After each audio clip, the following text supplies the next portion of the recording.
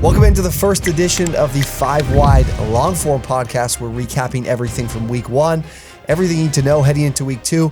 We'll talk fantasy, we'll talk betting, we'll talk just have some general fun about football being back in full swing this week. It was awesome. If you guys are new to the show, be sure to go check out the Betfred Sportsbook. The link is down below in the description. If you're betting on the NFL or really any sport right now, you bet 50, you're getting 250 over at Betfred. So an instant boost to the account to get involved in what should be I'm so pumped for Thursday night football. Of course you are. When your team goes through a great divisional win on Sunday, and then I have to turn the page and I flip to week 2, and I forgot that I have to now have the adversity of having to play the Kansas City Chiefs in week 2 on Thursday night. Should be a good game, and the debut of Amazon. Yes, for excited. Yeah, because they didn't get week 1. That'll be weird. Actually, speaking of commentary. Collinsworth last night. Holy shit. He looked like he was a bag of on Sunday night. You guys see my tweet? No, I didn't see your tweet. Said, you said it sounded like Chris Collinsworth ate a pack of cigarettes. That's actually, he did, dude. He sounded like shit. I mean, he was like how I'm feeling right now after being through hours and hours of football. I'm just like, I'm battling. I'm fighting. You sound a little stuffed up this morning. Yeah. Stuffed with winners. Maybe he was sick. Stuffed with winners. Maybe he was sick, but he's a gritty guy. No, he was not missing a day. I don't think he actually ate a pack of cigarettes. That'd be fucking lunacy. But honestly, I know we lost the dynamic duo of him and Al, but I do like Tarico. I think Tarico's really solid. I've always enjoyed him because he calls it so many different. Like he'll do golf. Has he ever done basketball? Anybody know? I don't. He's definitely not done basketball. Chris Collinsworth? No. Tarico. I don't think Tarico's done NBA. He's done a lot of golf. College basketball maybe. But I like him. I think he's solid. He's always done he's been doing the Notre Dame games for a while. Yeah. So what we're going to do is we'll do some week 1 reaction. We'll get into some of these backfields that you guys, I'm sure, have questions about. There was a ton of teams with, I think I have a list of 6, maybe 9 backfields that I'm like, hey, fellas, let's talk about, let's see what we should do. Yeah. We'll also get into some things we're reacting to, some things we don't want to overreact to, and then we'll take some week 1 victory laps. That's always good to do, and some stuff we're worried about from takes in the preseason. We got a lot of things we want to get to, but I wanted to start with each of us having the most surprising stat of the week. So I don't know, Sandy, you want to? I would love to start. So I got one little homer stat here. The Packers averaged 6.2 yards per carry against the Vikings. Isn't that crazy? 6.2 on only 15 rushes. Maybe they should run the ball more instead of throwing it to their rookie wide interesting. receivers. You were talking about big team divisional win. I had the opposite effect yesterday that my team blew up and played like shit. But 6.2 yards per carry, you'd think they would establish the run. A lot of first down passes for the Packers. They were missing key linemen. So I thought that was interesting when I looked back at the box score this morning that I saw that high of an average. Only 15 rushes. Bakhtiari didn't play, right? No, did not. And someone else too. The left guard, Runyon got hurt. John Runyon got hurt. Right. But still, though, like even with Bakhtiari, who's missed like all last year too, right? Yeah. So they've played without him. But the other guy's Elton Jenkins didn't play. Elton Jenkins. That was who I'm looking for. He's a great O-lineman too. But yeah, still, even with the injuries, 6.2 yards per carry. That was the early score from the Vikings that kind of kept them, I guess, throwing the ball. Right. Game. You would think after Christian Watson drops a 70-yard bomb touchdown, they run the ball. Skylar production team. We got to roll the footage from the live stream of just an epic Sandy reaction to that. So let's put that in the video. Aaron Jones in the backfield. Yeah, it is. That's Sammy. Watch out! Oh my God, is that Christian Watson? Watson? He's wide open. Ah! Christian Watson, put him on the bench. Oh my God, Aaron Rodgers is absolutely mortified. So I definitely was. If we talk Packers, I mean, the situation there of the backs being plenty used. Dylan had.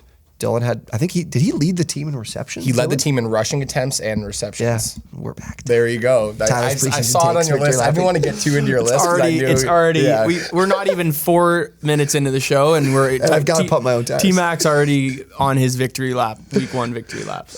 But the Pack, I mean, from the fantasy perspective, I think once Allen Lazard is back, I think this tells people that once Allen Lazard's back, it's his 100% spot. You saw the rookie, like totally the third agree. down. Remember we laughed yesterday, like Randall Cobb 3rd and 5. Every third down, it's a veteran guy. It's not going to be one of the rookies. And it was Randall Cobb coming across the middle. It doesn't matter if it was a fuck you pass, which he did multiple times to Randall Cobb. He was like, I refuse to throw the ball right now to Christian Watson, Romeo Doubs, Dobes, however the fuck I think you Romeo pronounce this led guy's name, receivers changes in it every week. targets. He had 4 believe so. catches. Yeah, because Yeah. at the end of the game though, it was like garbage. Yeah, Yeah, it's he was thrown to him. But you could tell Rodgers was obviously frustrated with these younger guys. yeah. They were running the wrong routes. Maybe they were option routes, and they weren't picking up the right. yeah, that was the first Romeo Yeah. fucked up on like the first drive. And then like second obviously drive. that Christian Watson drop's just inexcusable. That was in the fucking bread So basket, funny. wide open. God. Credit to him, he Send him to burned the his sun. corner, he burned Patrick Peterson to a crisp, and Yep. then just absolutely dropped it. And then after that, obviously, Rodgers will not target you for pretty much the rest of the game. After that, I think he probably had 1 or 2 catches. Yeah. But I totally agree, and I think we were right. We said the rookie wide receivers will not be super trusted upon, even though like there's a lot of talk about them in training camp. There pretty much had to be a lot of talk about them in training camp because Yeah. there's no one else there. Yeah, once Lazard was out. Yeah, so 100%. I totally agree. I own Lyle Lazard in some fantasy leagues, so I'm happy about where this Packers offense is Yeah. going, and I think it will change drastically in week 2. So it's funny though. Your Dubs didn't lead the team receiving. AJ Dillon led receiving and rushing. No, but I mean he led receivers, Targets, like and targets. receivers. Yeah. Oh yeah, and in yeah. receiving. That's like running backs galore. bro. Another epic moment from the stream was after that a good amount after the Christian Watson screw up on the wide open ball was they showed Alan Lazard in sweats on the sideline. oh my god. And I thought That it was 10 out of I thought 10. it was Christian Watson, and I said to the guys, "I'm like, is that Christian Watson?" And it was Alan Lazard. And I thought they told Christian Watson, Aaron like, Rodgers "Take comes his out, gear off. just You're take done." your fucking shit off. You're done. Get out of here. That would have been awesome. Oh, that would have been man. all time. That would have been only something that that guy from Last Chance U, Brown, Coach Brown would do. Yeah. He'd Yeah, like, take he'd be like, your shit just, off, just yeah. get your shit off. Get off my field. Yeah. Yeah. So that was a lot of interesting stuff. So in the I Packers think game. the question begs here, Sandy, is Aaron Rodgers taking too many mushrooms? I think I was gonna say he's not taking enough. Like Maybe pre-game, that's also, there's- you know, you he can doesn't want to set a counteract bad it with He was example. that. smiling though. He was Yeah, putting he on was a lot of you muscle. said That's that. my thing. When Aaron They Rodgers scored a does smile, touchdown, Sandy's like, He's Aaron smiling. Rodgers is smiling, they're coming back. He's like, what, do you think they're going to score a touchdown? He was going to frown? No, but Well, he it was could've smiling been before the happening. touchdown, and they Oh, ended up wow. scoring. But yeah, no, I'm not going to overreact too much to that. I didn't even put that on my react or overreact list, but we're going to see. I got the Bears next week, so Yeah. you know what they do with Yeah. the Bears. You know what Sir and I already Post-week did with one the layups. Bears Yeah, on the we Betfred machine. we already locked in. We locked in Packers minus 9.5 before it jumped. already It's at 10, already jumped yeah. to 10. I'm sure by the time this video comes out, it'll probably be at 14 because that's how sharp we've been over the last week and a half at OwnersBox. These two are more than me. Do you have a stat? I have a stat, but it's a against the spread trend that was held proven in week 1. Oh. So Super Bowl runner-ups after, of course, obviously the face of my Bengals.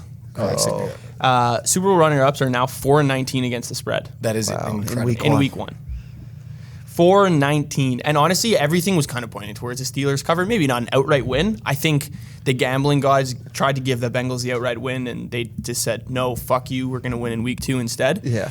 It was very similar. Week 1 last year, too, though. They played the Vikings, I think, and they lost on a field goal, too. It was either a block or something happened. I remember people talking about it in the same kind of fashion. Remember and the then year before with Burrow, the Chargers beat them on a missed field goal from. Oh, Fat maybe Randy. that's what I'm thinking of. Yeah, Fat Randy. He like if 25-yard Fat field goal. Randy, He missed bro. a pitch. That's was- a great nickname. chip Fuck. shot. It was a chip shot. He pulled his hammy like mid stride. Yeah, that was the Chargers one. That was the was Chargers fucked. 2 years ago. The year the Burrow tore his ACL. And then the last thing, it just boggles my mind. The Ravens played the Jets, and the biggest performer in that offense was Devin Duvernay. That's my biggest, what the fuck? He was the last, and we talked about it right before the stream, this Ravens receiver room is very wishy-washy. There's just so many guys that are it's so random. There's a lot of college studs that play at smaller schools that are good, are on that team there. Well, maybe not. Slade Bolden's on the team. He played. I don't know what the deal is with Talon Wallace. Yeah, they're Talon there's no one Wallace, else behind Mark Andrews, James and Rashad Bateman. Prochet or whatever as well. Yeah. So I thought it was Rashad Bateman show and Mark Andrews, but obviously Lamar does not have a number 1 target at this point. I mean, Bateman had 5 targets, only 2 grabs, but that touchdown, it was great to see him get a touchdown. Deep ball finally, there. that deep ball, that was Yeah. awesome. Yeah, they didn't need to throw we'll get to that backfield. Yeah. Holy shit. Disaster. My stat, Yes. one going for the Bengals or one that is about the Bengals as well. Joe Burrow was pressured on only 14% of his dropbacks, but had a sack rate of 11.7%. Last season, he was pressured on almost 35% of his dropbacks. So the question is, does Joe Burrow want the pressure? Yeah. Can he only perform under the pressure? Because things were clean. You wouldn't have thought that, That's but they were crazy. actually relatively clean. I think he held the ball a little. I think the Steelers, there were some coverage sacks, to be honest. Obviously, TJ Watt was getting to him early or quick, but like the pressure stat, I think he just held the ball too long. And there were some times where he did. Like he had 1 second, 2 second. You held the ball for 3 seconds in the pocket. It's the NFL. Like it's not. It's also a timing thing with his receivers Yeah, too. Like that yeah. first interception he threw, I think it was on like a hitch route, but he threw it horrible inside throw. and the Yeah. DB picked it off. Like that's just a timing thing. You can see his drop back. It looks like he's off time. So I think he'll gonna figure it out. But Yeah. that's a wild stat. And Yeah, it goes to the fact that he didn't play any preseason snaps. That's a great narrative that he gave out today. I love that narrative. Well, the thing to me is surprising is that this could be good. Overall, it was a terrible game for the Bengals. Some would say embarrassing. And For sure. Embarrassment to former Super Bowl runner-ups. I wouldn't say that, but people are saying it. and they made adjustments in the offseason to shore up the pass pro, and it looks like it happened, but the sack rate of 11%, that would be like worse than the NFL, I think, in the full game sample. So What do you have? 9 sack? Was it 9 sacked 9 times yesterday? no. I think he was sacked 6, 7. Oh, was it? I swear it was somebody else up to double there. check. I don't think it was a ridiculous amount. I could literally check right now. The one thing is, I think they played potentially the worst game they probably could have played. He sacked So, 7 and times. they 7 barely times, yeah. lost. They barely lost. Yeah. I think this the speaks Steelers' more. offense was atrocious. Yeah, I think Yeah. this speaks more to how absolutely dog shit the Steelers' offense is compared to how bad the Bengals are. So let's move to, again, I've just got our TV in front of me to keep an eye on, or some things we're going to talk about, the backfields. But let's get to some more reaction to week one. I want to do one thing that we're not going to overreact to, and then one thing that we're going to, you could call it either you are going to overreact or you're going to react to and make adjustments as necessary. I will lead off. I want to lead off. Yeah, go, please. With what I'm overreacting to, or what I am reacting to, is CeeDee Lamb is dead. It was fun, guys. I was very excited. I took him in too many leagues in the in the second round, but it's over. You don't have faith The draft in board's no longer behind us, but he was drafted in. If you watched That's an honest guy right there. That's our our redraft league. That's your So fantasy I'm not analyst. going to be able to trade him unless I trade him to anyone in the office that is not watching the show regularly. So that would probably be the guys on the other side of the office. Everyone else here can hear me talking about this. I will sell CeeDee Lamb low. I will do it because we already saw this offense struggle on Sunday night. And we've been through this road before with Cooper Rush or Ben DiNucci. This shit ain't gonna wide receiver 20 weeks probably aren't gonna happen. Even if Jimmy G comes in, maybe he gets enough he gets 8 receptions for 40 yards, and I'm like, 12 points. Oh, I can survive again. But this guy's my second round pick. He's dead. I'll sell low. It's gonna take Dak 6 to 8 weeks to come back. By that time, if I have CeeDee Lamb, who I took in the second round, my team might not have a chance to make it back. So I'll sell low. I don't know. That's smart. That's a good I don't idea. have the exact guy. Honestly, I'll say it. I'll trade CeeDee Lamb for perhaps Marquise Brown. Gabe Davis? I like No. that. Would Gabe Davis, Stubborn wide receiver fuck. 1 now, new wide receiver 1. We could talk about that at some point. I would sell him for Elijah Moore. I would sell so low on this guy. Just start getting the offers. You don't out want to there. see Cooper. You don't want to watch Cooper Rush throw to No your guy chance. anymore. You're over it. You've No had chance. enough. What do you think? I You got guys him in agree the- with that? Yeah, I would sell CeeDee Lamb for Gabe Davis over Elijah Moore, though, in my opinion. I wouldn't sell for either. I'm going to hold it. I would probably wait, but I think the time's now to sell him. You're going to stick with Cooper Rush, Mac Legends, Well, if you're Central gonna sell, Michigan the University proper thing to do is what product. T-Mac's saying right now. If you're going to sell, if you're going to sell Lamb, you do it now because Yeah. Don't even. next- Yeah. Don't even waste let your time. Don't even let him sit in your lineup. Don't let the inexperienced Yeah. fantasy football players see how shit Cooper Rush is, because I'll tell you, he's shit. Oh, He's not good. The guys in your league know that what's happening Yeah, they're here. not, yeah. But at the same time, they're also gonna. There's They're gonna a be chance hopeful. They're like, I can the get Heisman into the hopefuls. playoffs or and that kind of thing. So I would. Yeah. Be, that's my big. I'm definitely reacting to. Okay, I'll do one thing that I'm not overreacting to is the Washington Commanders' offensive performance. As much as I touted Jahan Dotson to have a good week this week, I thought it was a great matchup. Yeah. Okay, the Jaguars secondary is very bad. It's bottom 3 in the NFL for sure. It was very evident that both of these secondaries, to be honest, on these teams will not be anywhere near the word efficient, I guess you could say. People saying that the Commanders are going to win the NFC East are out to lunch. I think for sure the Eagles and Giants at this point should be the top 2 favorites now with Dak Prescott out. I still don't have a lot of faith in Carson Wentz. He's not a gamer. I can't remember who the Commanders are playing next week. Do you know off the top of your head? No, not off the top of my head. I haven't pulled up right here. They got the Lions next week. The Lions. Oh, right. We talked about this in waivers. Right. Yeah. So maybe that's actually that's a pretty good matchup as well. Yeah. But still, I'm not over. Yeah, they're gonna be around for sure. And Carson Wentz, look, he has a pretty good deep arm. I think he got bailed out by Jahan Dotson by that second touchdown. That was a great play by Dotson. Average throw by Carson Wentz. He still had a pick. I'm not overreacting at how efficient 2 picks. Of overreacting at how efficient this passing offense was, or how many points they put up, how many yards Carson Wentz put up. So you were pretty happy with everybody in that offense, because if you play John Dotson, he scored twice. McLaurin managed to break off the big play. Curtis Samuel. Gibson was very involved as a receiver and looked good in his touches. Gibson didn't give you a big game by any means. Curtis Samuel was a surprise. So I get what you're saying, because I think the Jags tackling was atrocious in that game too. From the back 5, I thought they tackled terribly. So Trayvon Walker, hell of an interception though. That was a sick interception. That helped me cashing over. Yeah. Helped me cashing over in that game. That was awesome. I like that though. I think they're definitely not going to be. There's definitely not going to be. How many yards I say went through for? Like 350 and 4 touchdowns. Yeah. So that's not coming. I felt like we were celebrating. That Commanders game yesterday was just a roller coaster. Yeah, it was. But it was full of Wentz. dubs. It was full of W's because I had Dotson in DFS lineups. We had the Kirk receiving yards. We had the over. We had Dotson in FSGA too. Exactly. I had Wentz as one of my super flex options. Like everything went well in that game. So that just means the rest of the season is going to be pissed for the Commanders. Yeah. One take I'm not going to overreact to here is the Dolphins win over the Patriots. I know they won pretty handily. The score. It was a low scoring game, but they did control the ball game the whole time.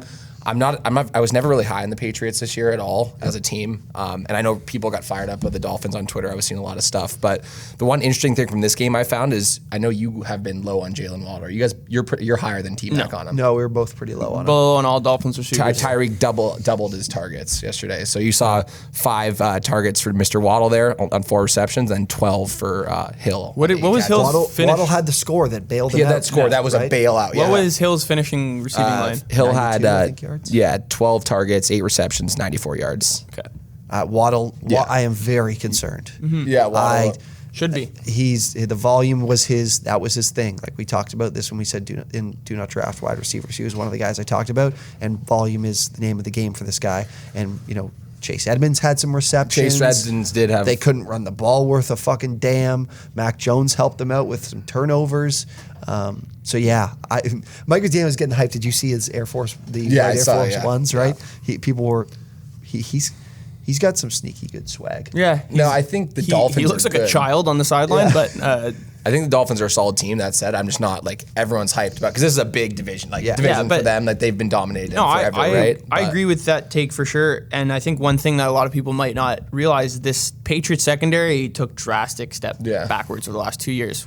When Stephon Gilmore left, their secondary started to go a little bit, and now that J.C. Jackson's on the Chargers, really the only people that are left are Malcolm Butler and one of the McCourties, I think. Maybe Jalen Mills. They're not there. Yeah, Jalen Mills. Jalen Mills. I forget about Jalen Mills. All older guys that are at the tail end of their career, their secondary won't be doing anybody any favors, or any Patriots fans any favors. That's also why I don't want to read too much into this Dolphins offense and how well they did play. I'm still buying. I'm still low on Tyreek Hill. I don't think he's going to have the season that everyone thinks he's going to have. Now, T-Mac, since you're, I got a question for you. Since you're shopping, you're going to look to shop CeeDee Lamb. Would you trade CeeDee Lamb for Jalen Waddle? Oh yeah, for sure. I would. No question. I would do that. Even though, that's how low. You're that low on CeeDee Lamb. You're done. Jalen Waddle still has at least as somewhat of a quarterback. I'm going to fake it that I'm not. I'm going to make sure my league mates don't know what I would give up. Hit up the product team or what I would take for CeeDee Lamb. But we're calling the product team up with some better options. But I secretly, quietly, it sucks, guys. But that's fantasy football. I can't say to you guys what a terrible take by Tyler. He drafted CeeDee Lamb. Well, he's going to play without his quarterback for the next 8 weeks. So that's kind of a problem. Really can do there. What do you have as the thing you are going to react to? Yeah, the Falcons offense and the Falcons in general, to be honest. I think this team is maybe a little bit better than what people thought. I think Arthur Smith is a little bit of an underrated offensive coach. I think Marcus Mariota looked really good. Their offense had drives where they were absolutely rolling. Their receivers are still an issue. Like Zacchaeus had a fumble in the middle of the field. There were a couple of drops as well. But I will say, hand up, Cordell Patterson looked great. I did not think he was going to be as effective as he was in fantasy as he was last year, and he looked fantastic. So Damian Williams got hurt in the first quarter and came back in the fourth. So Cordell had the whole backfield to himself. Yeah, especially with 22 my boy rushing attempts. out. Tyler Algier, inactive. Yeah. Tyler Algier. I strongly believe otherwise. I think Marcus Mariota had a big game. Huge. And Cordell Patterson had a big game. Like but this- otherwise, yeah. the other guys, like Kyle Pitts, had 2 catches for 19 yards. Drake London managed to put together like a mediocre, performance you can live with if you started him. So that's kind of what I mean too, right? Like their top, or what were supposed to be their top producers, didn't really produce, and they still they ended up losing the game, a game they definitely shouldn't have lost. Yeah. But I think that speaks to the fact that maybe this offense can go without these guys, and when they do get these guys involved, how much better is their offense going to look? I just think I think one of the most popular bets this season was Falcons under 4.5 wins. I could honestly see them after yesterday winning 5 games this year. The Saints didn't look that good. Their defense did not look as good as it was last year. Absolutely not. I don't know if it was because they were on the road, first game, whatever, but did not look as good as it was last year. Yeah. I'm definitely going to want to see more. I definitely still think the Falcons are trash. That's very fair. I think they're Mariota was he was very. I forgot how comfortable he is running the ball. Yeah, very good. He's not just a. He's so fast. Yeah, he's not just a guy that's that's fast. He's a guy that's comfortable. Like Justin Fields had some speed, but he does not like running into lanes where he can. He doesn't slide, bro. You see him taking. No, he's a bad Mariota. slider. He's Mariota just fucking takes hits, like bro. a linebacker. That's what I mean. He's got injured. Fields doesn't want to take hits. He's a bad slider too, but he doesn't want to take hits. Mariota's completely fine with it. And the Falcons are like, sure, bro, you're here for 1 year. You take all the hits you want. They should take a page out of Herbo's sliding book, bro. He's masterclass he put on. The fake slide or the bait slide. That was good. Himself. What do you got for the second one there? For the one I'm reacting to is the Cardinals-Chiefs game. I'm going to react to both sides. I think the Chiefs look incredible. They're back. I think I had my doubts, to be honest, about the Chiefs with losing Tyreek Hill and what Kelsey Kelsey looked great. Patrick Mahomes 5 touchdowns, looked amazing. Nothing's changed for him in that offense. I think they'll be just fine this year. And then for the Cardinals' sake, I'm fading the Cardinals for I'm done with the Cardinals offense. Specifically the offense and the defense. Nothing really to talk about for me either there. But for beginning of the year, I didn't think much of the Cardinals, and then that kind of confirmed. I agree with both of those. I think one thing with the Chiefs that many people might start to realize now, I think Tyreek Hill needed Patrick Mahomes a lot more than Patrick Mahomes needed Tyreek Hill. And I think we will learn to see that as the season goes along. I think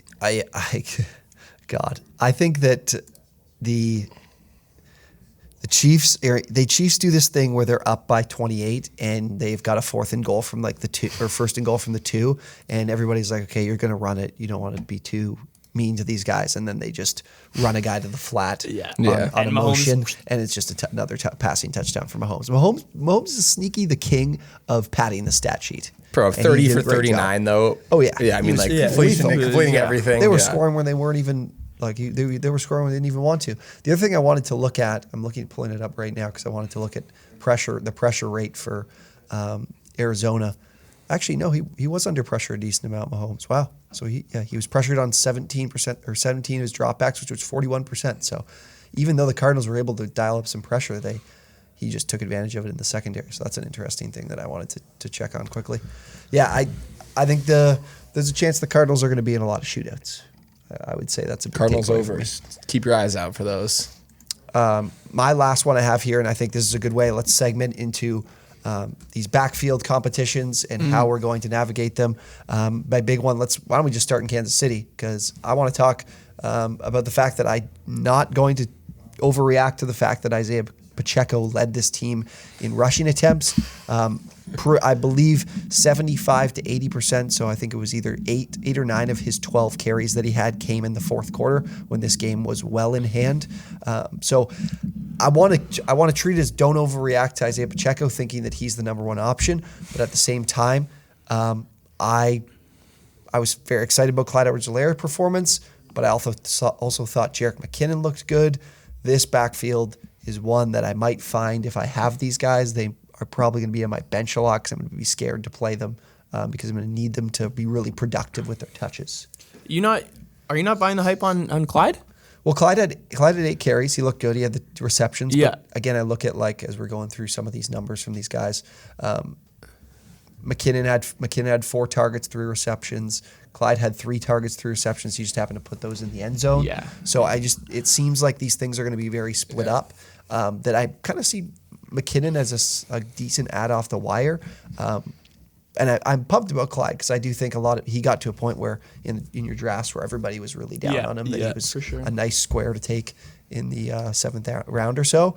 So I don't know what else you guys think of takeaways from this backfield. I just think in terms of reliability, like when it comes to a game that's close, who's going to be the back that they fall on there? And I think it's Clyde. Yeah, I think it's Clyde. So that's why, for fantasy purposes, I do have a lot more certainty in starting Clyde Edwards-Helaire. Like even this week, I think I'd start him against the Chargers in my flex position, like for our 14-man league Chargers that we were run in. defense. 100%. Yeah, Chargers run D was good this week. Josh Jacobs, he did all right, but he ended up with like 54 yards. Yeah. He had a couple of plays where he picked up 9 or 10, but no big plays. The Chargers turned it around against the run. Same with the Packers. I thought the Packers were pretty good against Dalvin Cook. Yeah, they were feasible for sure until the end of the game. Then they were solid. But So next backfield we'll go to that.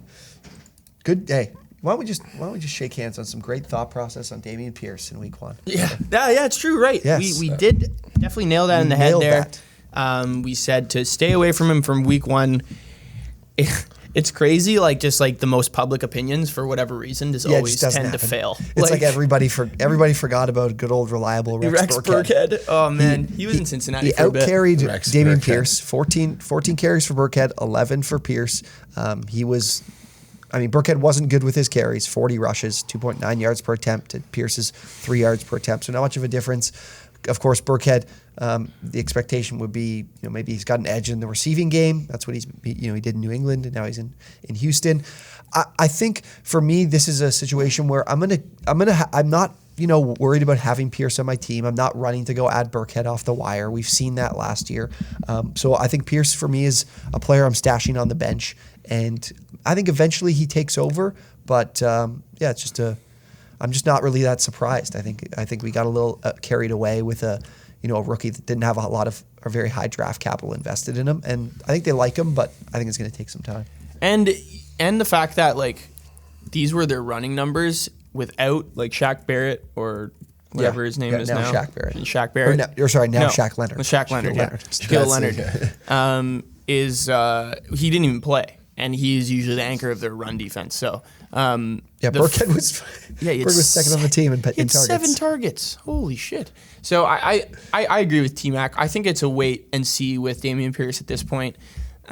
With where he was going to in drafts, I feel like everyone, if you draft him as your RB2 right now, you're in maybe a little bit of a pickle. But other than that, I think there's definitely other options that you should have because I wouldn't have put 100% trust in this guy when I was drafting him where he went. Yeah.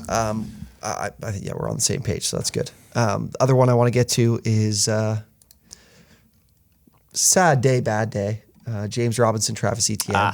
James Robinson, of course, toting in the 2 touchdowns. He looked pretty damn good, I will say it. I thought Etienne looked pretty good too. Actually, Etienne looked really good on the ground. Both these guys look good, but of course Etienne had the fumble, got popped on the fumble. I don't know if I put much stock into it being his fault. Remember the drop? Yeah, the drop touchdown. Yeah. Robinson, of course, finds the end zone twice. How are we feeling about the Jags backfield? Sandy, do you have any opinions on this? I, as a proud ETN owner in our in-office league, I'm a little bit worried. I think we've seen what Robinson can do there, right? And I think he's the guy that's been able to produce in the past, and you know what you're going to get from a guy like Robinson. I feel like, and ETN, there's question marks still about what he's going to give you in terms of production. I'm riding with ETN still, obviously, but I definitely think it's a cause for concern for fantasy managers out there who do own ETN. What is the share going to be? Is it going to be a split? Yesterday, it looked like a pretty healthy split, so I'm a little concerned. As I wonder what the prices are going to be in DFS contest going this week because Etienne was like He's pretty quite a bit expensive. more He was expensive than expensive, James yeah. Robinson James week Robinson, one, yes. right? Oh, yeah, So there'll be I James in the so 40, I think I'm excited to see what that looks like. Did you see yesterday how Travis Etienne lost his receiving yards prop? You remember that play lost where by he the got hook. popped? Remember that play where Where he like turned and then the guy like Yeah. hit him right Yeah. in the.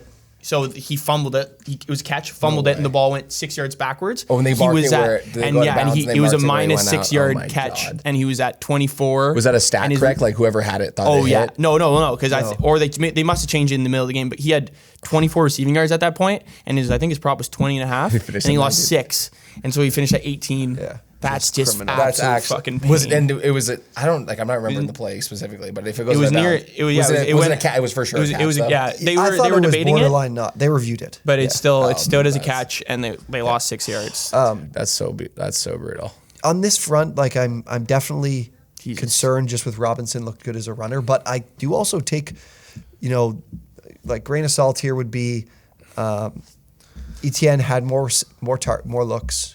Had four targets, a couple receptions. So I think he's the better fit for games where the team is trailing, which could happen quite often. And we saw James Robinson with Trevor Lawrence last year, and Lawrence just wasn't looking his way nearly enough. But with Etienne, a guy he's familiar with playing with in college, so that makes me feel a little bit better. But again, Robinson looked good. And it seems like Doug Peterson wasn't joking around when he said that Robinson was ready to go and going to be their guy. So I mean, Etienne only had 4 carries, bro, yesterday. yeah, and he had That's 40 something. yards. 11 yards a carry. I mean, Robinson, to be fair, I'd say over Yeah, he 6 was good yards too. average carry. But yeah, I mean, great rushing day for the team. Those two guys as a whole. I know there's not a ton of volume there, but yeah, I'm going to stick with Etienne. I think he'll get his share. He'll get a share as the weeks I go thought on. he looked good.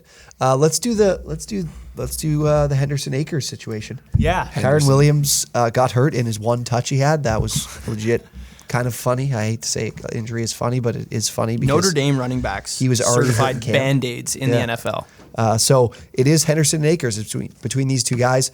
We said it when we were talking start sit. If you guys aren't turning into the live streams, we were live streaming before Sunday morning, helping you make start to sit decisions. So go check that out. But I said there's no way I can play Akers. I don't believe McVay when he said that he was ready because a week prior he said he couldn't even run at full speed, and then all of a sudden he's active for a game.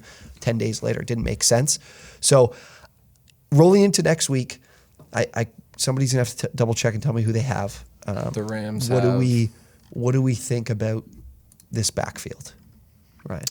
I think The Rams I think have it's- the Falcons. I think it's Darrell Henderson's season. This for the next 4 weeks at least. Yeah. Because the fact of the matter too, like Cam Akers, even when he was given the volume in the playoffs, he was not good. They won the Super Bowl, great. They didn't win it because Cam Akers. No. That's for fucking sure. And I think the one thing I will say is we're stupid that we didn't take any unders on Cam Akers week 1. I know we kept saying it. well, I took- We I'm even so talked scared. about the fact that like Darrell Henderson could be a sneaky play this Yeah. week, and I know. with I that bet him. information We we, didn't should profit have. from Yeah, it. Over That's 28 and a silly. half. His prop is at 28 yards. He And finished he- like 40 something. Yeah. 43. So you know what? That matchup this week against the 37. Falcons, that's looking tasty. Although Alvin Kamara did not have a good game. No, he didn't. So yeah, I'm on the same page. I'm willing to play Anderson this week. I'm not playing Akers. This doesn't surprise me at all. I made this guy do not draft just a few weeks ago before the season started, and it's because these injury tags are a problem. I'm not victory lapping anything on Chris Godwin because the injury had nothing to do with his knee, but forcing these guys to play if they're not completely ready can result in an injury. And for Godwin, it was injury in a different body part, but still. So there's no Akers run for me. Let's hand this off to Ryan to discuss the Jets backfield. The Jets Oh, stand, bro. What's the news reporter thing? And let's throw it over to Ryan with the weather. Reporting live, yeah. The weather, a full forecast of Michael Carter and a whole lot of none of Breece Hall, pretty much is what it's going to be. I don't want to get too high on my horse too early, but I was telling everyone that everyone was like, oh yeah, Michael Carter, step aside. It's Breece Hall's backfield. I didn't really understand that take on why everyone thought he was going to fully just take over this backfield. The one reason people said they spent a second round pick on him and he had over 300 touches in his last 2 years at Iowa State. The first one, sure, you kind of make sense if you're going to invest a second round pick in him, maybe. Yeah. But they also invested a second round pick in Michael Carter the year before. And No, Michael Carter was a fourth. a third. I thought they took a running back in the. No, he's a fourth. Michael Carter was a fourth. Yeah, Okay. yeah. That's crazy. Still, whatever. And then the 300 touches. I actually think that's something that's wear and tear going into a Jets backfield that if you were to have 300 touches, you would get hit a lot. The last running back to have 300 touches on this Jets offense was Le'Veon Bell, and he barely snuck inside the top 15 for running backs when he was there. Michael Carter is a dynamic receiving back that's going to work perfectly for pretty much any quarterback that's in this offense because their ability to just dump it off will be probably their best option half the time, considering they have pretty much zero O-line at this point. We saw it with Joe Flacco. He threw the ball like 59 times. Michael Carter had like 9 targets. Breece Hall did have like 10 targets as well, but he was much more inefficient on the ground running the ball and even in the receiving game as well. So, Yeah, I think that they both had 8 targets. I think both of these guys to me are unplayable. That's why I didn't have many Michael Carter shares because I was like, he looked great. He did look really good. But I think these two guys are still going to keep splitting, and you're not really going to be happy unless one of them scores a touchdown. And you think I'm going to fucking gamble on Joe Flacco scoring points for his football team? Nada. No. Not going to do that. We saw shades of Michael Carter last year that gave Michael Carter guys a lot of hope. Oh, yes, for of sure. course. He looks good. I don't know why the Jets people were like, jumped we need a ship running on him, back yeah. with the second round pick. Your And team now- sucks. You don't need a and running now back. who the Jets play next week? The Browns, who have a very good defense. Yeah. And a very good run defense that saw Christian McCaffrey do next to nothing. Yep. Yeah. He wasn't on the field a lot, don't but worry. still. We will Yeah. get to I that. got some Michael Carter shares though. Of my dude, 5 we have leagues, him I in got the- Michael Carter in 2 or 3 We have him in the of them. FSGA league. That would make it 3 Yeah. then. Yep. Yeah, there you go. Okay, let's run through these other ones and keep things moving. Aaron Jones, AJ Dillon. It basically went how we've been talking about it. Yeah. Maybe a little bit more on the AJ Dillon side, though, to be honest. But we saw the touchdown from Dillon. Let's go, Yeah, fellas. big. I'm telling you, I was telling you all off season. I'm high on this guy, but I still think Aaron Jones is going to be fine. Receptions, the receptions were there. He was still plenty involved. I think these guys are going to be split, and I think they can still provide value. I don't think Aaron Jones has the ceiling that people talked about in terms of really, really high reception total. Pairing it with being able to score, that might be a problem. That's what I was kind of predicting yesterday, and that didn't happen. Yeah, so I think we're still in a good spot, especially with Dillon. I think you're fine with Jones. If you want to sell him, I'd probably see if people are, willing to look at him as still the same guy he was when he was drafted. But I think we're kind of confirming what we thought. We can do the Ravens for a moment. Fuck all of them. See you, Kenyon Drake. I don't want you, Mike Davis. That was Kenyon cool. Drake, though, Did he was much more involved in the offense than fucking Mike Davis I know, was. I know. But at the same time, like with Lamar Jackson at QB, he doesn't target the running back position much. J.K. Dobbins will probably Drake, be back next week, too. J.K. Dobbins and Gus Edwards will be back at some point. We did this song and dance with Devontae Freeman last year. He gave me a week or two that I was willing to be happy. The rest, I'm not. Like Kenyon Drake, 11 carries for 31 yards, 1 catch for 1 yard. Wow. Lamar Jackson only ran the ball 4 times yesterday. That is surprising. Yeah, he threw it well. He was trying to prove the plays. haters wrong, bro. He wants that contract. So, I'm not doing it. If somebody's telling you waiver wire to add one of these guys, to add Kenyon Drake, It's not pass. worth it. Don't They do played it. the Jets. They did nothing. Yeah, exactly. Don't do it. That's the easy thing there. Falcons side of things, we already kind of touched on that. Nothing really more to talk about there.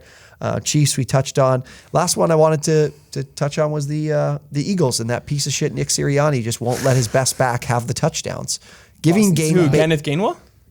Boston Scott scored too. I think they all scored. Miles the whole Sanders back line, this is averaged like all you can 7 eat, yards bro. a The carry. the whole room. Was he the first running back to score or the last one? He was the Miles first to Sanders score. yeah. Look at You'd like, think they look at that would have been these so guys. funny. Again, I'm pulling it up.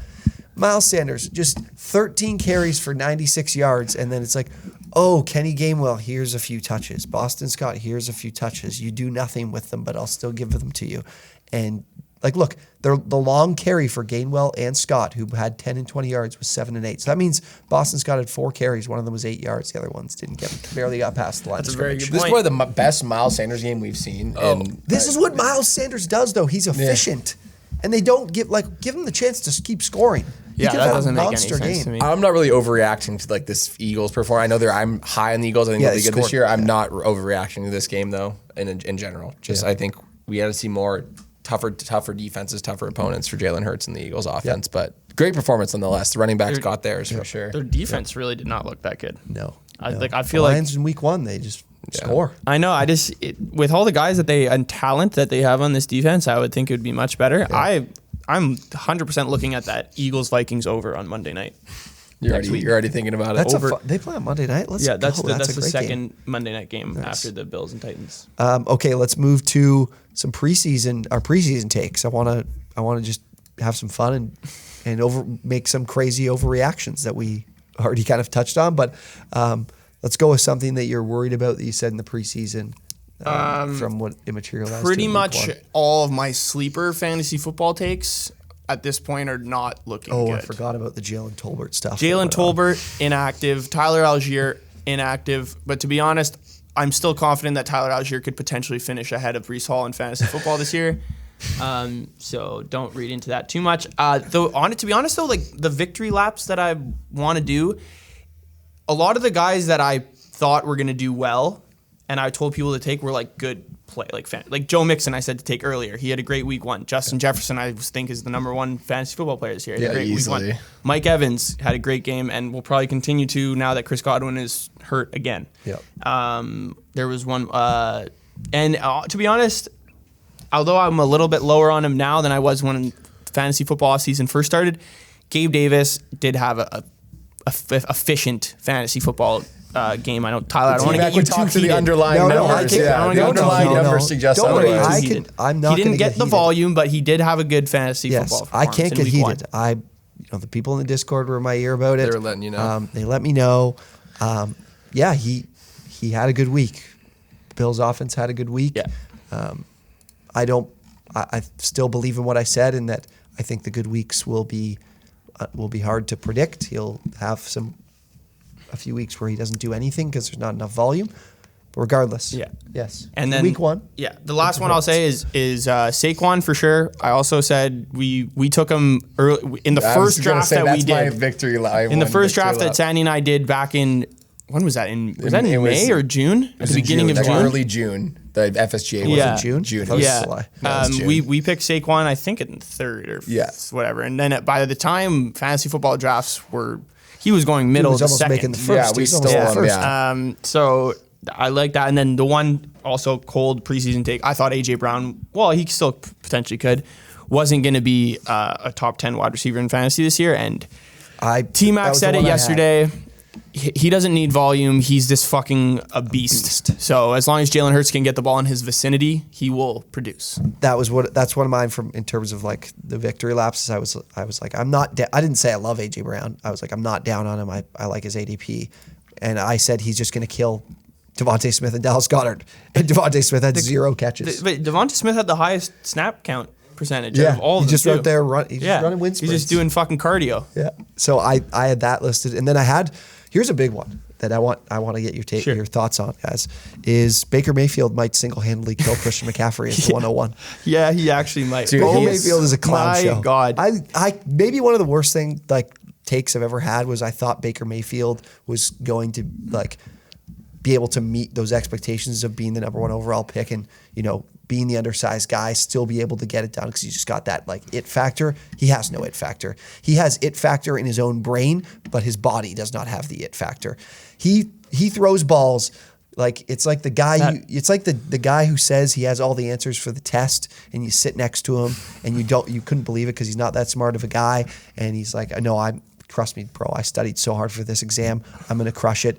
You take his answers and you flunk the test. Because Baker Mayfield throws with such it's like a purpose, and then he just throws it into the sideline, or he just throws it a mile over his receiver's head, and it's in the hands of the other team. Yeah, no, that first pick was absolute comedy, where he literally airmailed the receiver by probably 5 yards of depth ahead of over his head. Yeah, that shit was so bad. Right into the safety's and fucking his hands. Receiver was wide open coming across. I think it was the middle. DJ Moore. Not gonna lie though, McCaffrey was not good.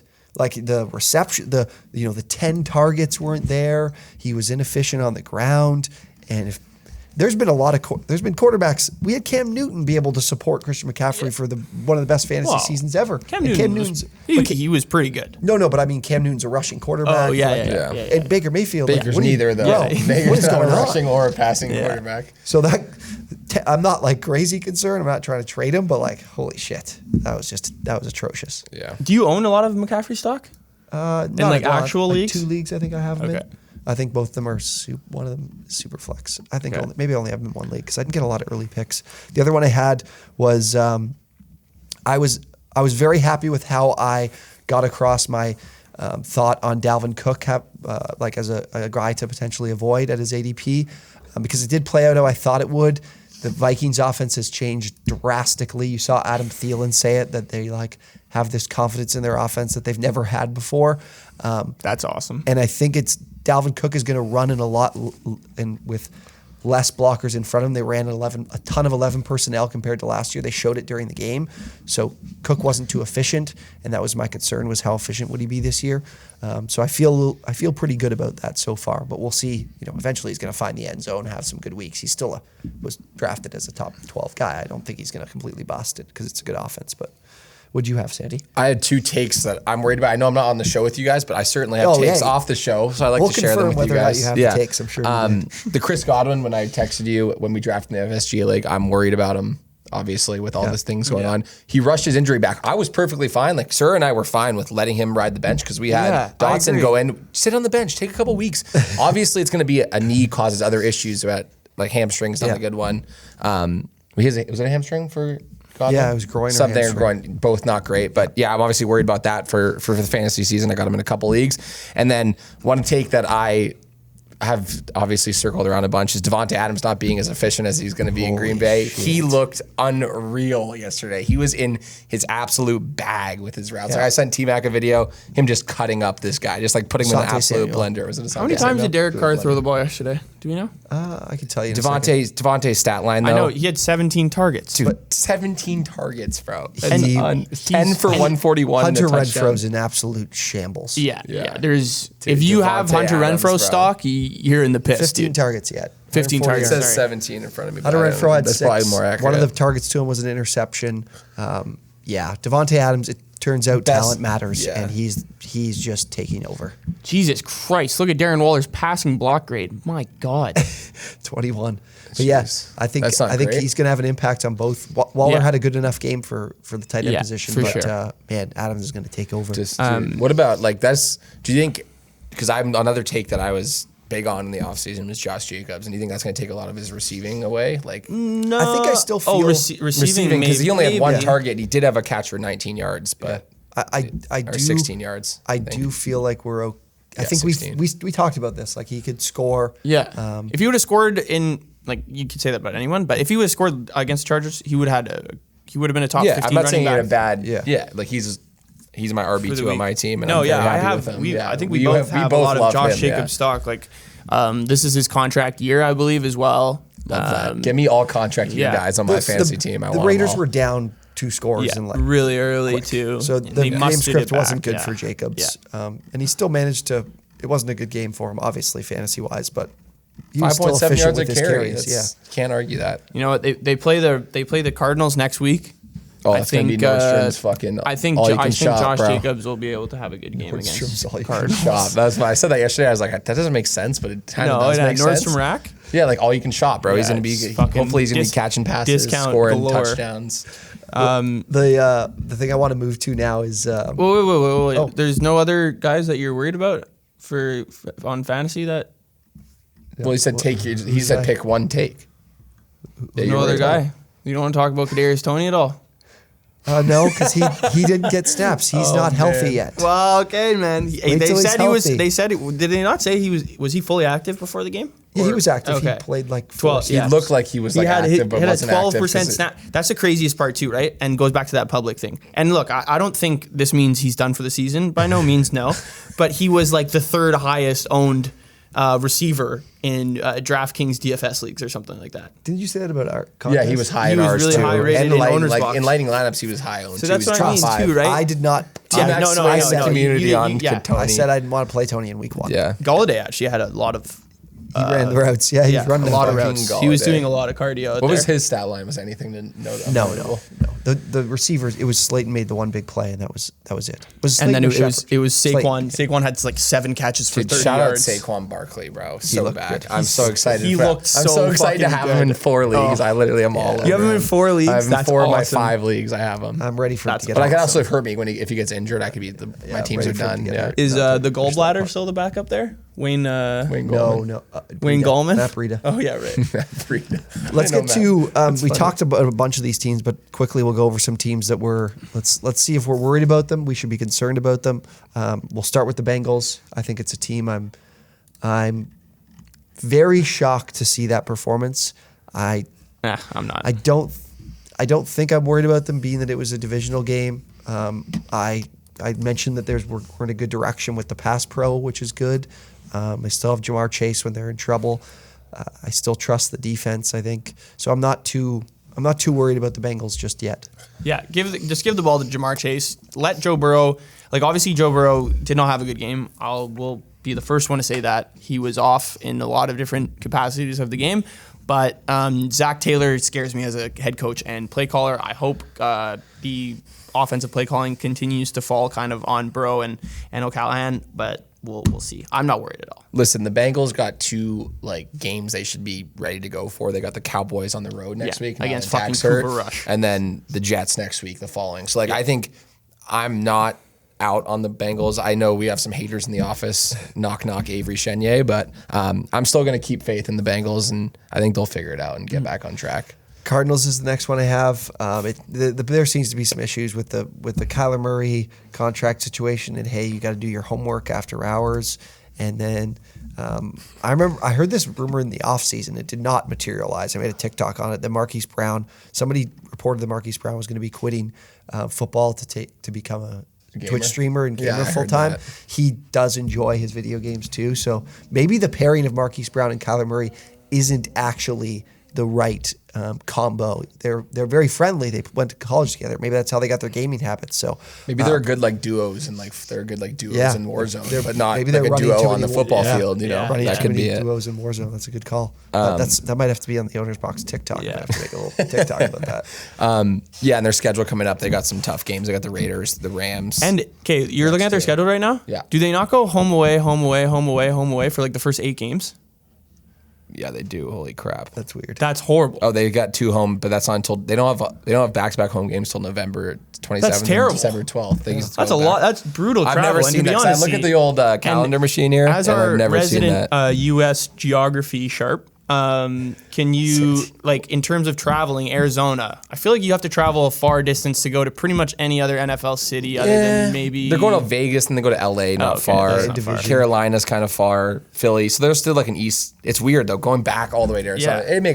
Doing that anywhere is going to Yeah, I be guess far, it's but that's Get on not ideal. on the plane. Yeah. The PJ.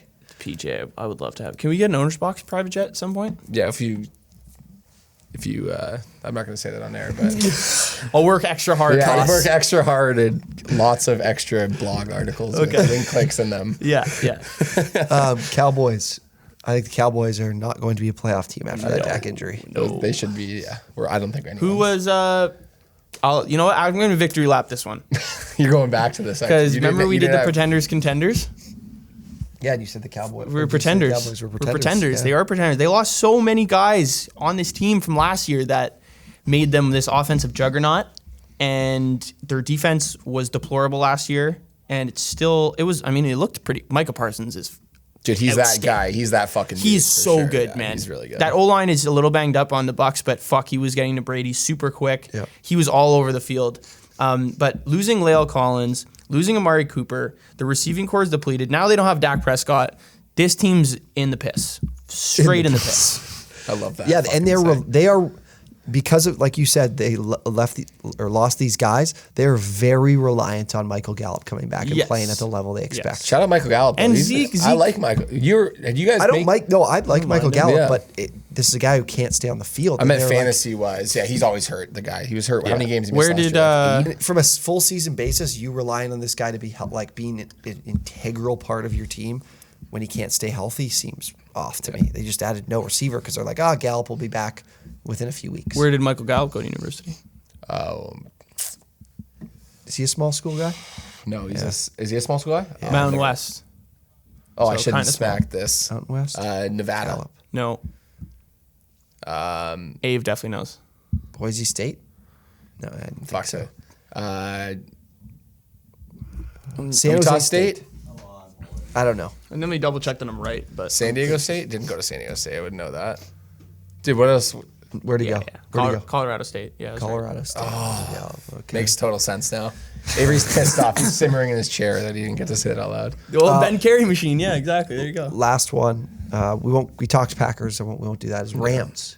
Yeah, dude. Honestly, this could be one of the teams I'm most worried about because of Stafford. Yeah. Like if he really isn't fully, and his throws did not look good to any of his receivers. So I'm definitely concerned about him because their whole offense is purely based on another him. The other team that gave up or that lost some offensive line depth, that gave up some Whitworth, pressure. Whitworth is gone. They picked up Bobby Wagner, which is great. Their defense is obviously still stacked, Yeah. but Stacked? I wouldn't. I think it their lacks line. depth. They just rely on like the two. yeah. two You know what? big That's a good dogs. point too, actually. And I said, yeah, that's a great point, actually. I'm actually not worried about the Rams. Really? They play in not a great division. I'm worried about the 49ers. I'm not high. I'm low on the 49ers. That's a good point. This division is looking like the Look at top this. division before Seahawks- football, and now it's looking Seahawks, like a Pitts defense. 49ers, Rams, and who's the fourth? Am I missing? Cardinals. Unserious. Cardinals. 49ers. I've never been a big 49ers guy. I think this year there's a lot of question marks. I'm not going to take too much into account from that insane game. Yeah, he played in. yeah. A lot of external I think we got to give factors in Trey play. Lance a break in that. Absolutely, but I think the Rams, I'm not worried about the Rams. I think they'll figure it out. I think that Stafford note is something to be accounted for. You know, the elbow, if that's going to affect them all year, they're not going to win anything. They'll have What if trouble in the what if division. Jalen Ramsey's done? He gave up almost a perfect passer rating against Josh Allen. You won't see that again this year. I'm still strong and confident about the Rams. I'm very pumped. I looked this up while we were talking here. Is Matthew Stafford was the best quarterback in the NFL against the blitz last season. You told me that last season. I thought lethal. it was Joe Burrow. Burrow was two. Burrow was two. Okay. Burrow was the best under pressure. Oh, okay. Burrow was the best. But Stafford was ridiculously good. I'm not going to pull up those stats. It'll take me a second to do that. But I just looked, and against the Bills on Thursday, the Bills did not blitz a single time. That is This could be something you could see Very plenty interesting. from opposing teams this year because they definitely looked into those numbers. So, because Stafford not blitzed, 5.9 yards per attempt. He couldn't move the ball down the field. So this could be something a lot of teams do against him. So it's a really interesting thing. I'm glad I looked at it. You should tweet that. That's a great stat. That would be a tweet. That's a that great would find on the fly, Tyler. Yeah. Dude. Great find on the fly. I wish I tweeted this right after the game. You were I didn't know when the I'm stats sure came someone out, got to it. but that's very interesting. Are you worried? Did you give your take on the Rams? I am. This Given the division? this team is a Cooper Cup injury away from not really being close to a playoff team. Totally Like their fair. coaching staff Completely just true. continues to get scraped away. Somebody gets promoted to coordinator. Yeah. Somebody gets hired as head coach. So they're like down to the third internal promotion. So I'm a little bit worried about this Rams team. I think they're still a playoff team, but I think the 49ers always give them trouble. Who you mentioned someone else in the division? The You don't really like Seahawks. the Cardinals. I don't like the Cardinals Seahawks. The division. The 49ers are the biggest. That's the toughest opponent, obviously. Yeah. But I don't know. I haven't seen enough from Trey Lance. I can't be on the bandwagon yet. Fair enough. Okay, last thing we'll do today. Close it out because this is the first time we've done a long form episode. So we got to do our Feels season good to be predictions. back, man. Yes. We got to do season predictions. Yes. So we got two. We're gonna go who we think will be the first head coach fired, and then we'll do our Super Bowl matchup and winner. So let's start with the coach. I'd be surprised if we don't have at least We got a one, layup. two here. of us have the We same have one coach. layup here. Let's see. Ryan said he had a layup, and I think we're probably the same. Oh, are we doing coaches? The Coaches coach first? that's going to get fired. Yeah. We're all going to have the same one, I bet. No, because I heard You yours heard before. mine. Oh, you did? Okay. No, mine is 100%. I think he's the biggest fraud, Cliff Kingsbury. Oh, okay. That's a good one. You're not a Cliff guy either, are you? I No, wouldn't who say was I'm the guy either you were? way. Oh no, you're beating with. Remember Shanahan last year? You had like a bone to pick. Oh, That's yeah, who it yeah, was. when he's struggling Yeah. early Oh in the my year. god, this Cliff- guy. I've never seen someone more upset at a head coach in the NFL. Yeah. He was like on a tear. Why? The early I can't remember exactly what it was, but the early season watching him play, I was so frustrated. I can't remember Kyle what Shanahan? it We was. made a long form last year dedicated to just Kyle Shanahan. Yes, Kyle Shanahan overrated. Yeah. Oh my God, that's hilarious. Cliff Kingsbury he has been carried by really talented players, I think, over the course of his career. His teams even weren't when even he good. was at Texas Tech, right? That's where he was, right? His teams weren't good at losing it. Texas Tech. And he had fucking Patrick Mahomes. Yep. And like, sure, maybe Patrick Mahomes somehow had a revelation when he got on the Chiefs and sat a year and was with Andy Reid and whatnot, blah, blah, blah, blah, blah. But we've seen it year in and year out on this Cardinals team. This guy has no ability to make adjustments mid-season. If the Cardinals season starts to go to piss, they're done. We've seen it after week 8. His record is deplorable. He's been great at the first half of the season because all this time to prepare. But once things start to go south, he has no backbone and can't change anything. I really think this year is going to be a perfect test to see how good he is in the trenches because this team is starting off in a really bad spot. I think if by week 8 or midway point of the season, this team isn't at least 500, he's getting canned. Cliff Kingsbury is the kid on your little league team that hits in the 9 hole that has all the nice stuff and isn't really Yes, that good. But agreed. his dad pays for all the training. Yeah, That's hilarious. And He's all a the- super. all the He's a off-the-grid super. He's a stuff. super cool coach. Yep. He looks kind of like.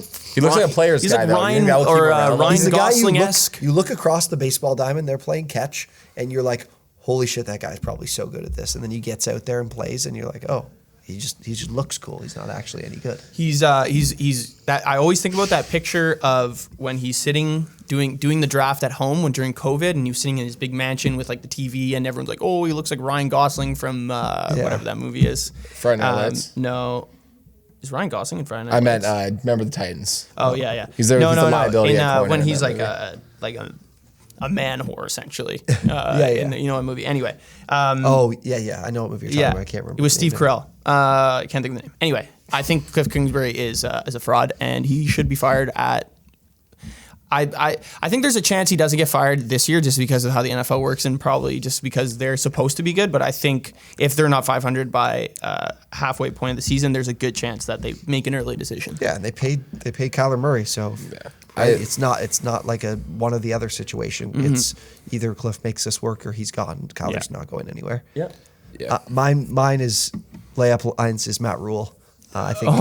Shit. I at first was like, maybe Baker Mayfield can revive himself, and I thought Browns fans were a little bit harsh. I still think that he would have been able to bounce back, but Baker's now going to play behind a terrible offensive line, the worst he ever has. We talked about this on the stream on Sunday, that I don't know if this team can find any success. And Matt Rule's kind of been sitting there on the hot seat for a bit. It's kind of been, at least a full year now. It feels longer, though. I don't know why with them. Yeah. So I don't think Matt Rule will make it through this year just because this Panthers team has just been circulating quarterbacks, and they need someone to give them some stability because they've been having some good pieces and haven't been able to put it together for a little bit too long here now since we had the primetime Cam Newton days. I'm surprised you guys didn't. I guess you heard mine, so you wanted to change mine. Yeah, Yep. I'm going with Mike McCarthy. I think we talked about this last year. I said Mike McCarthy should be host last year. Yeah. The time's now. I mean, like the guy. Oh, the time is when the year is over. Yeah, but I mean, Sean Payton is like going like, okay, I served my year. Now I'm going to coach Yeah. the Cowboys The thing because I'm that's thinking, just happening. like, That's 100% going to happen. The America's team, like their Cowboys are a very, very notable franchise in sports across any sports league, and they have Mike McCarthy as the head coach. It just doesn't feel right to me. It doesn't. Yeah. His schematics, his offensive play calling. There's nothing creative about it. It's like if you pulled the generic Madden playbook out of Madden and you just called plays. Like that's what he probably gave. Yeah, scripts 4 off verticals, of. Literally, mesh. yeah. Which is What like are if you, some of my favorite plays? Halfback wheel, Slants. just Yeah, keep running smash. slip screens and trying to Slants. follow the slants. Yeah. What is my other? There's no what's the motion. There's nothing creative, What's the though, post about that they it. do? What that one's called? The corner. Wide receiver corner. the scissors, the PA scissors, bro. Oh, the PA scissors. Scissors are a And great there's the one. That's route one of that my you go- favorites. Oh, I can't remember what it is. PA There's just scissors. so I many agree, route though, and Sandy. routes. I There's think nothing creative, but Mike, he's just not a good coach. Like even when he was in Green Bay, like it was very evident that At the he end wasn't of his the guy turn- who at was the- making the proper decisions. And in Dallas, it's been that same situation. The offense looks like it looks like what I was watching for almost a decade with him as the coach of the Packers. Yeah, Like I've seen a and lot of even- his like mindset of offense. Modernized. It's not modernized. Getting the you'll see the guys. You'll see the OC O'Connell for the Vikings. What he did with Justin Jefferson, the motion. You see LaFleur do it. You see all the McVay. they're master classes at calling off, and that's the current NFL Kellen Moore's scheme, there. and He they're just tries not to doing it. I think I was bamboozled by Kellen Moore. Or Mike McCarthy just makes Kellen Moore look like shit. I think you could put the best OC. If Mike McCarthy even has his hands on it, it's going to be fucked. That's how I look at it, and I think he's the first coach fired. He just handed anything Mike McCarthy has his hands on. What do you want to? We want to get to Super Bowl prediction. Yeah, let's do the Super Bowl prediction. All right. You want me to go first? Yeah. Chiefs Bucks. That's what I got. Chiefs Bucks. And I think Chiefs are winning it this year. I look at the. I couldn't see anything else from the AFC specifically. Yeah, that's fair. Chargers defense, I'm skeptical a bit. The and Chiefs I'm not trying to be a hater. It's the reason why I'm not picking the Chiefs. I guess the reason I just said, I don't know. If I could tell you why I don't think the Bucks have any chance, I think I'm terrified about their offensive line and the losses of Jensen, Marpet, Donovan Smith. I think his injury is not going to be that bad. It seems like it was like an elbow injury. I think he'll be back. But I seem like I'm living in the past with that prediction, but I think a lot of the teams you're thinking of as contenders could be in the past. So I don't think the Bucks are going to be as good as they've been the last 2 seasons, and that's my biggest reason why. So that'd be why I'm the Chiefs. You can't argue that Patrick Mahomes is on the team. It's just they have a shot every time. I've got Chargers 49ers. Oh, give me a fucking break. I like the Chargers. I think the Chargers went into the offseason and filled every hole that people said they had. Except for playoff experience. Justin Herbert hasn't played a playoff team yet. Jimmy Garoppolo went to the Super Bowl. Going to the Super Bowl. Behind a defense, but I think the Chargers have one now because they added Khalil Mack, they added Austin Johnson, Sebastian Joseph Day, J.C. Jackson. I think they filled every hole that people said they had. I think they're going to be much better against the run. Once J.C. Jackson's healthy, they're going to be good against the pass. Him and Derwin James in the secondary. Herbert, I think I know it's my own team, but I don't want to go Bills because I think everybody's like Bills. I think the Chargers have filled the holes. And then the 49ers, I have a lot of problems with pretty much every team in the NFC. I can pick them apart. Yeah. Dude, I saw that. I agree. Nothing stood out to me in the NFC, dude. Yeah. That's why I picked the Bucs. I felt like it feels wrong. The 49ers always show up at the end. They've been showing up at the end of the year for the last 3 years now. And I think, they brought in the addition you mentioned earlier. And then I think Trey Lance will get better as the season goes on, and there's tons of pieces and parts to make him in this rushing attack really, really good. So I went Niners because they're the team I'm least willing to motherfuck, I guess. Fair enough. You look at the NFC. You look I'm looking at it now. All the teams, nothing. It's almost you could go the Packers because Rodgers is just Rodgers. But I got to see more from them. I need a better pass catcher for him. So that's what my pick is. Ravens Packers. Ooh, that would be a nice one. Yeah, I honestly I'm not too worried about the Packers. I think when Alan Lazard comes back, and I think Randall Cobb and Sammy Watkins will be proved to be quite reliable. To be honest, I think they're going to be. I think Christian Watson's eventually going to. There's a time. I'll tell you right now. Sure. There's going to be a time in the Packers offense when they're going to be like. Sammy Watkins is done. We're not investing time into him anymore. We're going to put one of the rookies. It's going to be one of the rookies. Yeah. It has to be. That's what they're going to do. I just think they have a floor that I can deal with two receivers that could not. I'm not going to say take them to the Super Bowl, but Aaron Rodgers can win with them. I think, and I think their defense is good. I think their defense actually played pretty well. Look, Justin Jefferson is that fucking guy, man. He's so good. He can make any corner look like poverty. Yep. And he the Packers defense is still really good. Their secondary, Eric Stokes, Jair Alexander as well. Savage. Darnell Savage, exactly. Their D-line is still pretty good, even though they lost to Zadarius Smith, who fucked them up yesterday too. And then the Ravens, I think they'll find their way to the Super Bowl this year. I don't know. Harbaugh, Lamar Jackson, it's the storylines all kind of falling together. Yeah. The defense is regrouped. They're healthy for the most part. If they could stay healthy and keep Lamar Jackson healthy, I think they can find their way to the playoffs. I don't mind that at all. I don't mind that pick at all. There are still options. There's still plenty of options. I think the NFL might be one of the hardest, the most difficult leagues to make a championship prediction in. Not to say it's because in the NHL or the NBA, you have those top tier teams. Maybe those top tier teams like we've seen in previous years, like the Avs and the Lightning in hockey, for example, usually don't always win it. Where in football, there's you saw the 49ers make it out of nowhere run to the NFC Championship game. Obviously, the Rams won it all, so it's hard to predict. I like where we're at, though. Yeah. I like how we're seeing the NFL for this year. It feels good, honestly, guys. Thanks for Get back in the mix. It feels good to Hey, get back in the mix, Sandy, the guys. you're welcome. Honestly. You're Great. welcome whenever we do the long form. Yeah. Nice. Thanks. You didn't want to say you're welcome anytime, No. which I don't know. I'll be here every week if the invitation is open. Well, boys. yeah, you will be here every day too. Yeah. Not on the show, Not on the but show. you'll be in office. All right. Great stuff, fellas. If you guys enjoyed, subscribe to the channel, like the video. Chat with us along on some of these topics. Super Bowl predictions. Let's hear your Super Bowl predictions we'd love to for hear the about season. Super Bowl predictions. Thank you guys for watching, and we'll see you next time.